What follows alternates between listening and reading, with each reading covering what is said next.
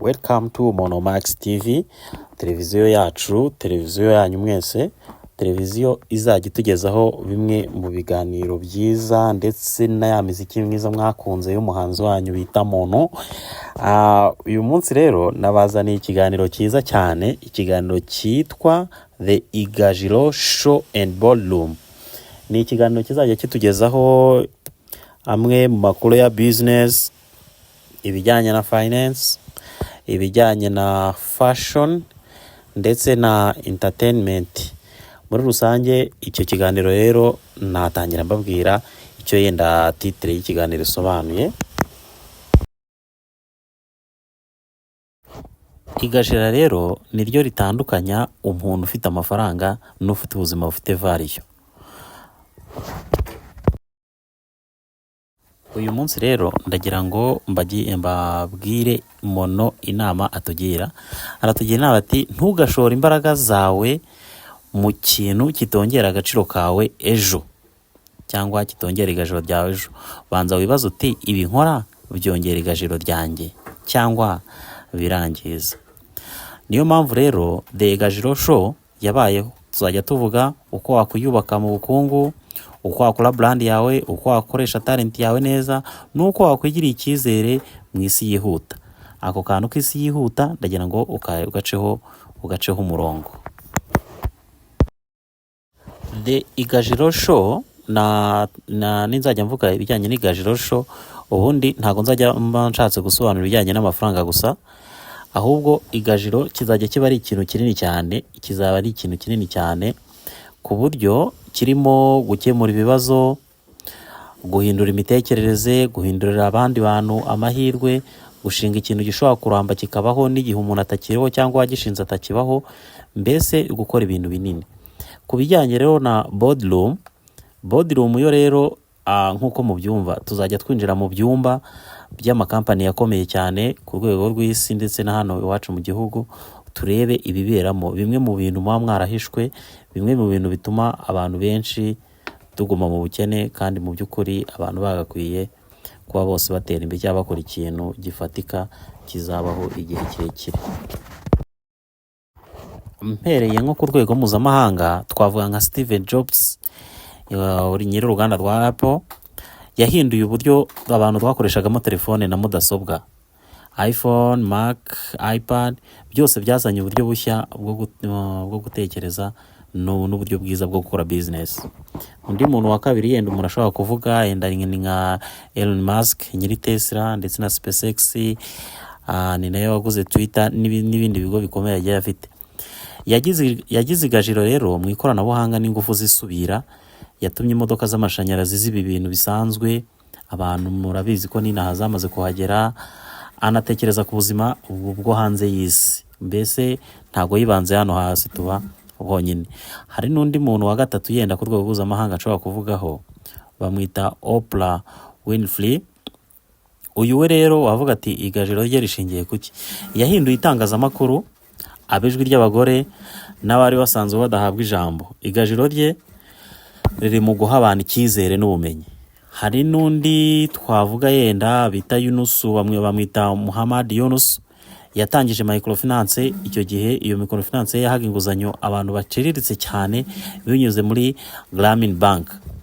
Igajiro rye rero ryahinduye ubuzima bw'abantu babarirwa muri za miliyoni kandi bari bakennye cyane.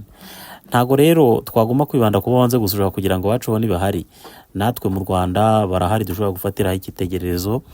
Bagiye bubaka amagajiro ku buryo bugaragara. Urugero nabaha nka His Excellency Paul Kagame, yagize igajiro mu kongera kubaka igihugu nyuma ya jenoside yakorewe abatutsi, guteza imbere ikoranabuhanga, umutekano n'ishoramari, isuku n'ibindi bintu byinshi.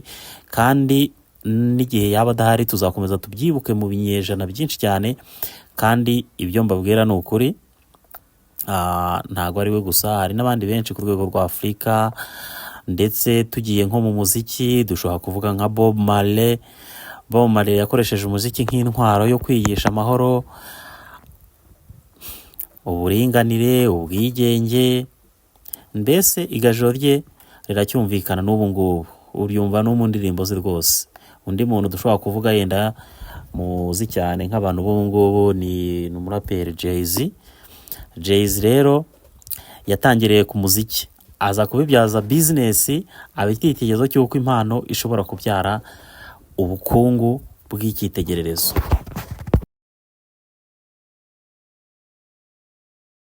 Muri iki kiganiro rero tuzajya twibaza ibintu byinshi, ariko hari nk'ibyo abantu bakunda kwibaza, kubera iki abantu bamwe babashije kubaka bizinesi n'ibikorwa n'uyu munsi bikiriho mu myaka myinshi yabayeho, ariko abandi bakaba baragiye babyubaka ariko bikaza kurangirira aho ngaho. Kuki abantu benshi bagenda bagiye baba ibyamamare, bamwe uyu munsi ibikorwa byabo bikaba bikiriho binazwi binafatika, ariko abandi bakaba barabaye ibyamamare ariko uyu munsi ukaba utamenya irengero ryabo. Dore rero bimwe mu bintu tuzajya twibandaho cyane muri iki kiganiro cya The Igajiro Show and Boardroom. Ubusanzwe mu Kinyarwanda ijambo igajiro risobanuye agaciro, icyubahiro cyangwa uburame cyangwa uburambe, ariko muri iki kiganiro twebwe tuzaba dushatse gusobanura cyangwa mu buzima bwa none igajiro risobanuye gukora bizinesi ifite icyerekezo, si inyungu y'ako kanya gusa, gukoresha amafaranga ufite intego atari ukuyangiza byonyine, kwambara fashion ifite meaning cyangwa ifite ubusobanuro, mu by'ukuri ntabwo ari ukuba warimbye gusa, gukora entertainment yubaka atari isenya indangagaciro ziranga abantu.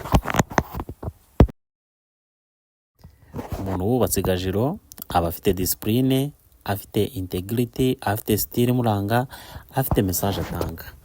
Ahangaha ndabaha ingero z'abantu bagiye bubaka igajiro ryabo mu buzima bwabo bwa buri munsi kugeza n'ubu ngubu.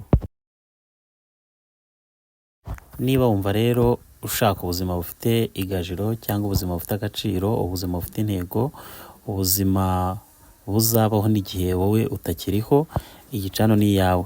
Kanda subscribe, ukunde video ndetse uyisangize n'abandi kugira ngo ubutaha bazabashe kumva ibiganiro tuzaba twashyize. Mu gusoza, mbere y'uko nsoza, reka mbabwire ubusobanuro bwa rimwe mu mazina yanjye. Izina Kini, K na E na A na N, ushobora no kongeraho E bitewe nuko ubyandika, ariko byose bisobanuye ikintu kimwe. Ni izina Kini, ni izina rikomoka mu Cyongereza, rikaba ari izina risobanuye umuntu ufite ubwenge, ufite ubuhanga cyangwa ufite ubushishozi n'umwete.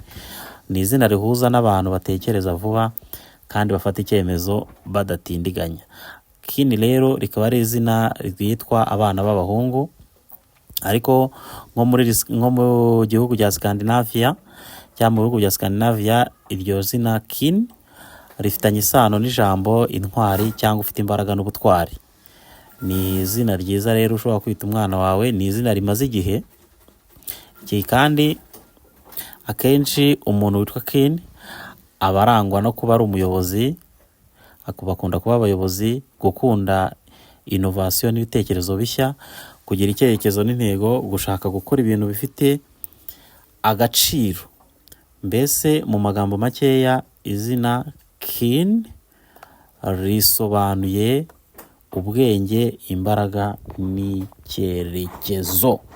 Nawe rero ushobora kuza muri comment ukambwira izina ryawe nimba utazi ubusobanuro cyangwa ubishidikanyaho, nkazabuguha ndi gusoza ikiganiro ubutaha. Mwakoze cyane, Imana ikomeze ibiteho, ibaho umugisha, ibiteho mwebwe n'abanyu bose, amafaranga ntakabure mu mifuka yanyu, Uwiteka akomeze abaho umugisha. Murakoze cyane, bye.